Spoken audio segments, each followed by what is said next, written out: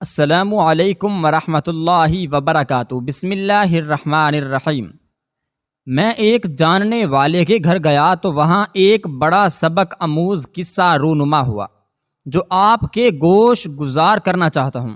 میں ان کے drawing room میں جا کر بیٹھا تو کچن ڈرائنگ روم کے ساتھ ہی اٹیچ تھا،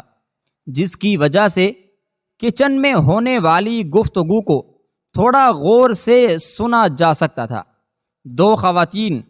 آپس میں گفتگو بات چیت کر رہی تھیں، جس سے مجھے اندازہ ہوا کہ یہ دونوں اس گھر کی دلہنیں ہیں، اس گھر کی بہویں ہیں۔ ان دونوں کی گفتگو نے مجھے ایک بہت بڑا سبق سکھایا ہے۔ ایک خاتون دوسری خاتون سے کہہ رہی تھی کہ تم پر کتنا ظلم ہوتا ہے، سارا دن تم سے گھر کے کام کروائے جاتے ہیں،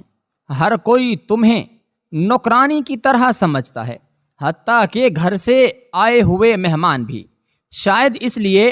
کہ تم مڈل کلاس فیملی سے تعلق رکھتی ہو، اور مجھے دیکھو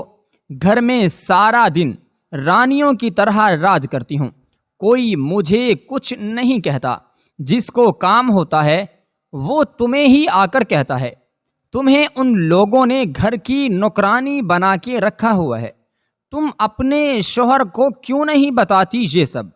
کہ تم سے گھر کے سب کام کروائے جاتے ہیں؟ دوسری خاتون نے انتہائی خوبصورت جواب دیا۔ اس نے کہا، مجھے اس بات پر فخر ہے کہ گھر کے ہر افراد ہر کام کے لیے میرا انتخاب کرتے ہیں، کیونکہ مجھے ان کے کام کرنے سے خوشی محسوس ہوتی ہے، اور جب میں اس گھر کے کاموں کو اپنا کام سمجھ کر، اپنا ذاتی کام سمجھ کر کرتی ہوں تو میرے سارے دن کی تھکن دور ہو جاتی ہے، مجھے تھکن محسوس نہیں ہوتی، اور جب میرا شوہر گھر آتا ہے تو وہ گھر کے ہر فرد سے میرے لیے اپنی تعریفی کلمات سنتا ہے تو مجھے خوش ہو جاتا ہے، اور میرے شوہر کے چہرے پر آنے والی وہ خوشی میرے دن بھر کی تھکن کو پل بھر میں ختم کر دیتی ہے، اور پھر میں اللہ کا شکر ادا کرتی ہوں، اس کے آگے سجدہ کرتی ہوں کہ میں اپنے شوہر کی نافرمانی اور ناراضگی سے محفوظ ہوں۔ اور باقی رہی مڈل کلاس کی بات، تو اللہ رب العزت کے نزدیک ان کلاسز کی کوئی اہمیت نہیں